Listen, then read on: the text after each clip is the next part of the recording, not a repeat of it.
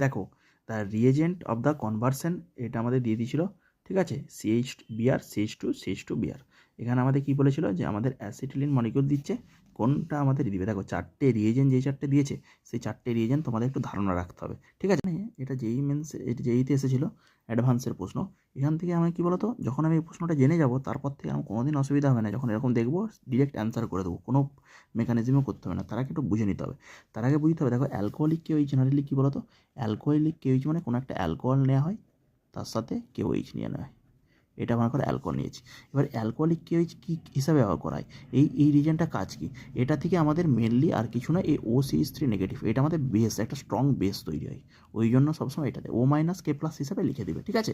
এই স্ট্রং বেসটা এখান থেকে তৈরি করে, ওই জন্য অ্যালকোহলিক কেওইচ আমাদের তৈরি দেওয়া হয়। এটা আমাদের জেনারেলি কিসে ইউজ করা হয়।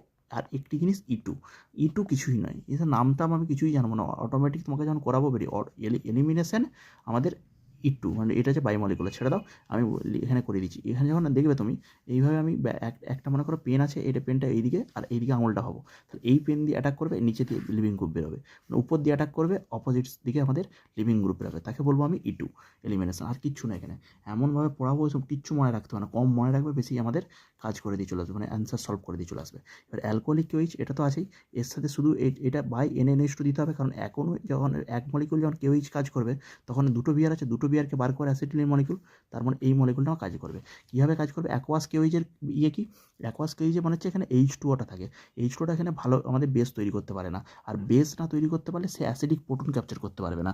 আর ওই জন্য আমাদের এই যে মলিকুল দেখছো সবসময় এখান থেকে অ্যাসিডিক প্রোটন, প্রথমে যদি কোনো রিয়াকশানের পসিবিলিটি থাকে তুমি কী করবে, অ্যালকোহলিক কেওইচ মানে অ্যাসিড বেস রিয়াকশান।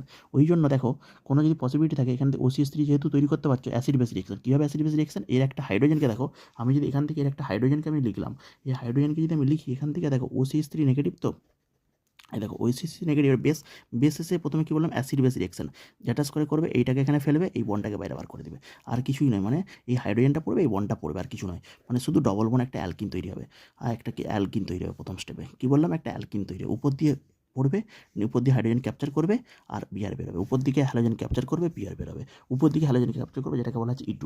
এইটা আমাদের তৈরি হয়ে গেল দিনের শেষে। এবার এখানেও হাইড্রোজেনগুলো আছে, এখানে দেখো চারটে, এখানে একটা হাইড্রোজেন ছিল, এখানে একটা হাইড্রোজেন দিয়ে দাও, আর এখানে দেখো দুটো হচ্ছে তিনটে চারটে, আর এখানেও আবার এখনও হাইড্রোজেন আছে, ওই হাইড্রোজেনটা ক্যাপচার করার জন্য NaNH2 যেটা এখান থেকে আমাদের বেস হবে NaNH2, এইটা NH2-, ঠিক আছে। NaNH2 কী করে, এইটা এখান থেকে এই যে হাইড্রোজেনটাকে তুমি যদি এইভাবে লিখো ট্রান্সে প্রথমে বিআরটা বেরিয়ে গেলো, এটাতে বিআরটা ছিল না, এই বিআরটা ছিল না, এইভাবে ট্রান্সে মনে করো এই হাইড্রোজেনটা মনে করো এখানে আছে, এই হাইড্রোজেনটা এই বেস এখানে ক্যাপচার করলো, এই বন্ড এখানে পড়লো, এই বিআরটাকে বেরিয়ে দিল, তাহলে দেখো এখান থেকে কী পরিমাণ পেলাম HC